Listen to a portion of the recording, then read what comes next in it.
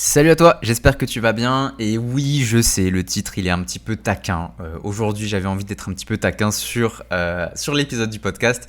7 signes qu'un livre va flop.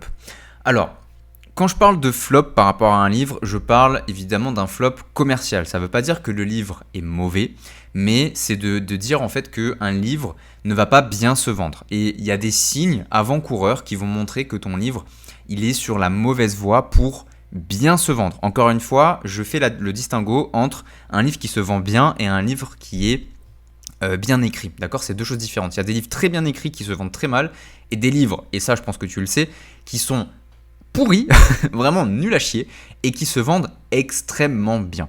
Donc aujourd'hui, je vais prendre l'angle des signes qu'un livre va flopper. Comme ça, si tu reconnais ces signes chez toi et que tu es dans un processus d'écriture ou quoi que ce soit, ça va te permettre du coup de rattraper les choses avant que ton livre ne se pète la gueule littéralement au niveau du marketing. Ok, donc avant de commencer, je t'invite à t'abonner au podcast. Ça, c'est la classique, hein, tu connais. Merci à ceux qui sont déjà abonnés. D'ailleurs, vous êtes de plus en plus nombreux et c'est trop cool. Donc ça aide beaucoup mon travail pour ceux qui le font. Merci à vous. Et du coup, je vais attaquer. Donc le premier signe qu'un livre va flopper, c'est que son auteur ne sait pas résumer son livre en une phrase. Tout simplement, si après plusieurs minutes d'explication, t'arrives pas à faire comprendre de quoi parle ton livre, c'est très mauvais signe. Okay, un livre qui est bien défini, normalement il est censé tenir dans une idée centrale qui est très claire. D'accord ? Donc c'est important de te poser la question de dire ok, est-ce que tu peux me résumer ton livre en une phrase ? Si tu n'es pas capable de le faire, c'est probablement qu'il y a un travail de clarification que tu dois faire, au moins au niveau de la promesse. Ça ne veut pas dire qu'il faut changer peut-être tout le contenu, mais au moins au niveau de la promesse de ton livre, tu dois pouvoir clarifier ce point-là.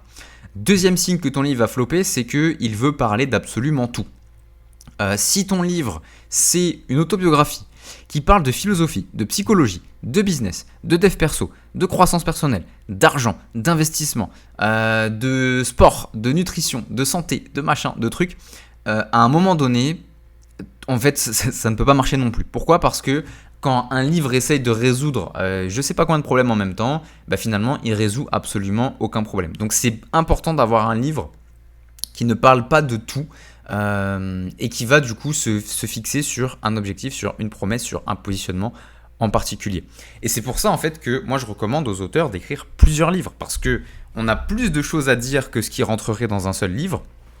Et la preuve étant, moi j'en suis à mon 9e et je compte pas du tout m'arrêter. J'ai que 29 ans, donc j'ai encore largement le temps d'écrire pas mal de livres, autant pour moi que pour mes clients en ghostwriting. Et l'idée c'est que j'applique en fait ce principe-là, c'est que je veux parler de tout, j'ai le droit de parler de tout, mais en tant qu'auteur, je vais dire expérimenté, je sais que si je veux parler de tout, je vais devoir le faire sur plusieurs livres, pas sur un seul. Donc c'est très important d'avoir plusieurs livres si tu as plusieurs sujets dont tu veux parler. D'accord ? C'est très important. Ensuite, troisième signe qu'un livre va flopper, c'est que les premiers chapitres n'apportent absolument rien. C'est-à-dire que si ton lecteur il doit attendre 50 pages, 100 pages pour commencer à trouver de l'intérêt dans leur lecture, il y en a plein qui vont laisser tomber avant. Okay ? Il faut que tes premières pages, elles donnent une raison de continuer. Et j'ai tourné à ce sujet un épisode pour créer cet intérêt du coup dès les premières pages, dès la page 1, comment est-ce qu'on fait à catcher l'intérêt d'une personne. J'ai expliqué tout ça dans un épisode qui s'appellera je crois comment écrire la page 1 de son livre ou comment démarrer son livre ou quelque chose comme ça, je ne sais pas encore comment je vais l'appeler, mais voilà, il y a un épisode sur ça qui va sortir ou peut-être qui est déjà sorti, je te laisserai suivre tout ça et évidemment si tu t'abonnes et que tu cliques sur la petite cloche, ça te permettra de recevoir la notif quand ça sort.